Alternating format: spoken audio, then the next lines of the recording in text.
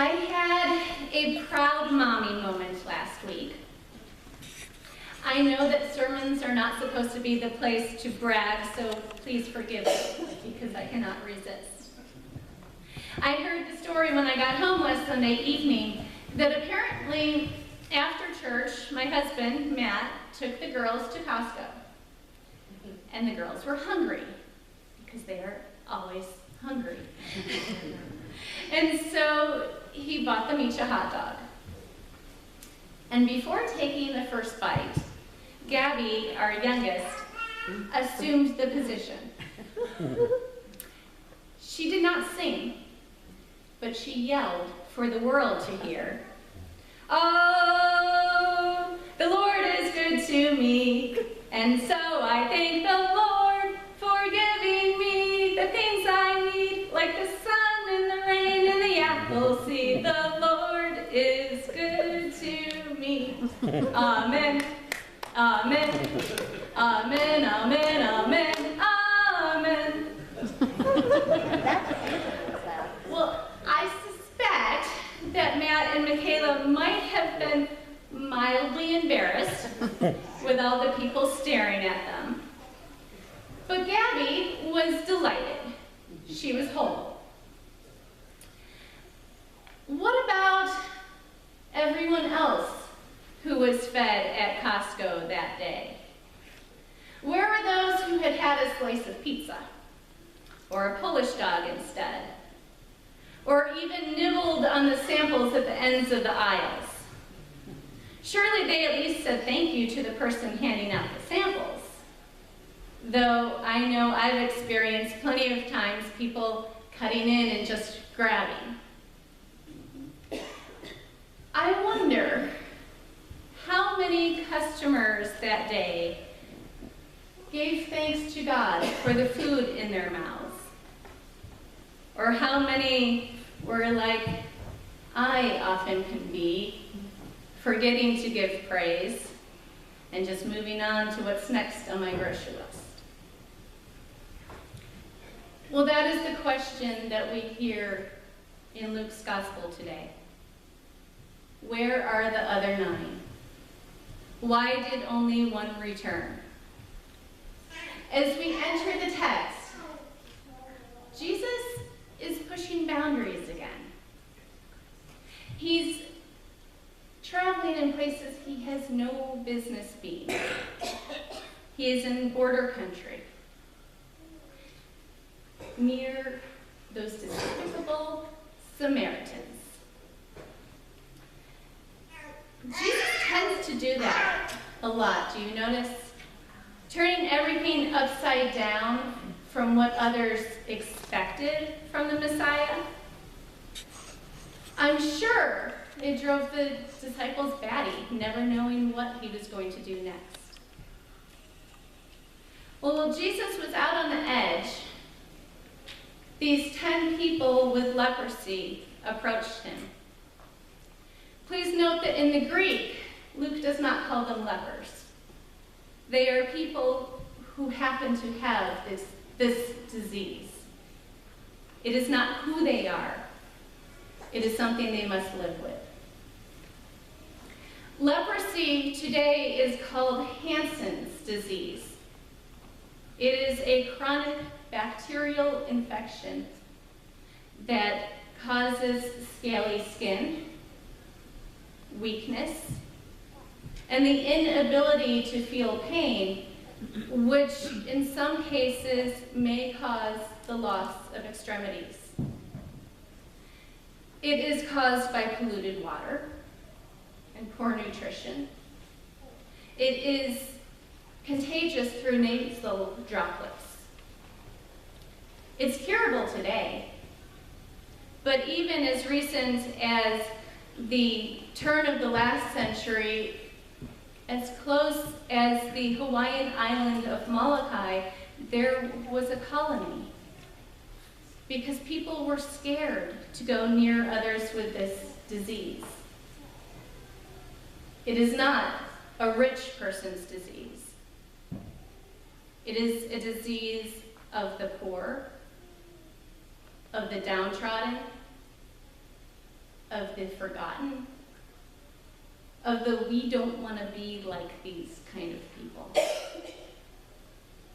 And there were laws, Jewish laws, prohibiting anyone with this disease from going near anyone else because they were afraid of catching it.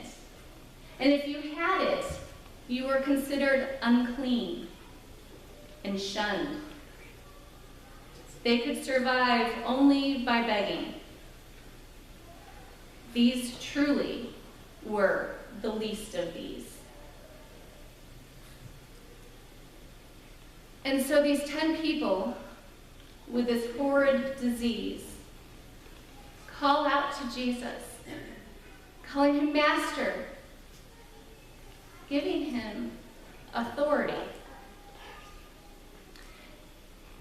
They begged for mercy, compassion.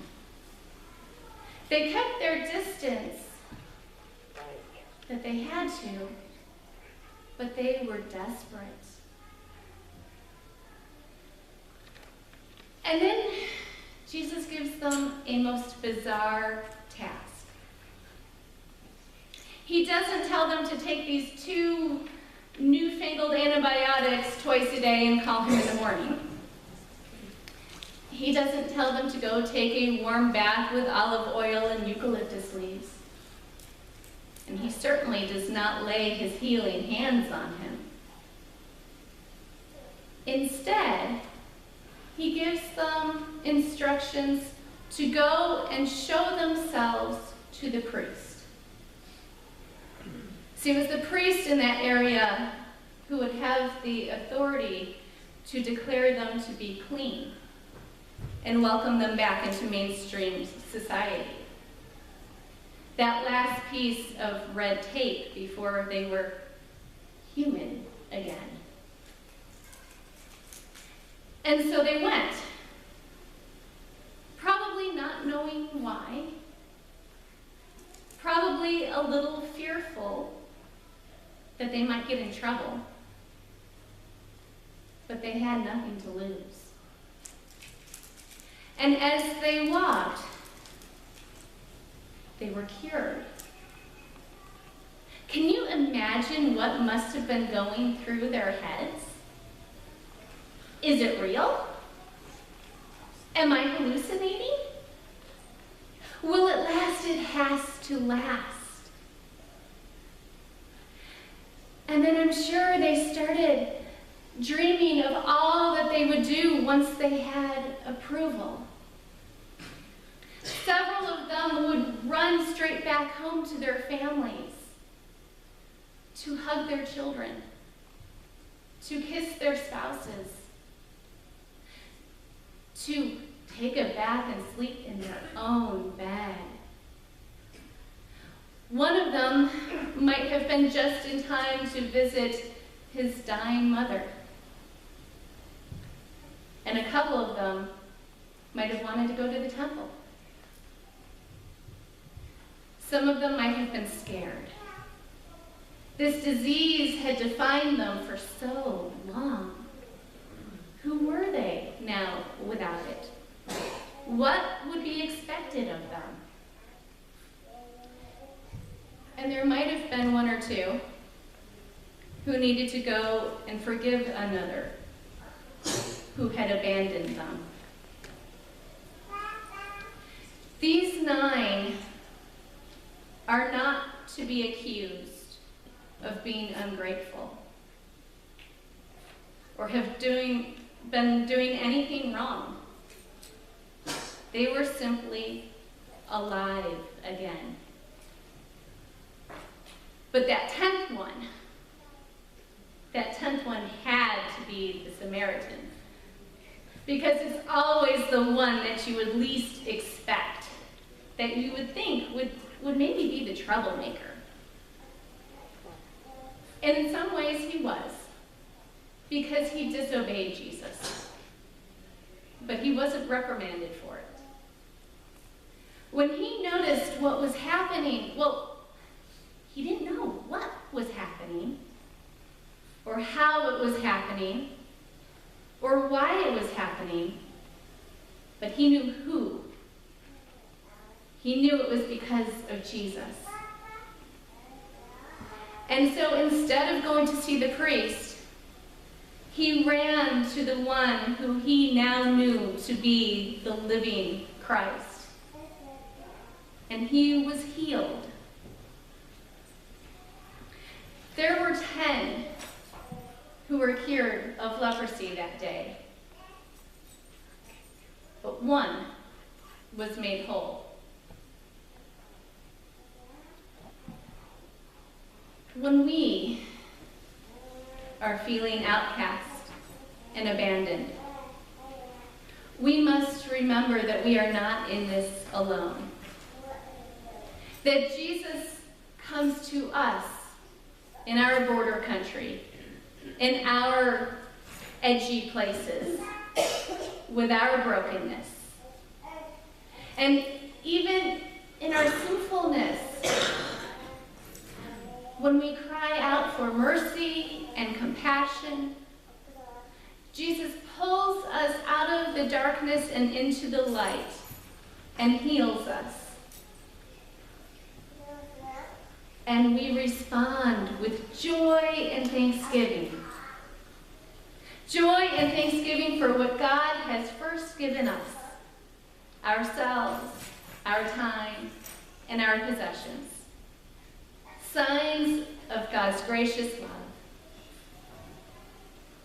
We all run to Jesus, and we are made whole. And so now I would like to invite you all to stand as you are able. With joy and thanksgiving, with delight and wholeness, if you are willing, please assume the position and sing with me. Oh, the Lord is good to me, and so I thank the Lord for giving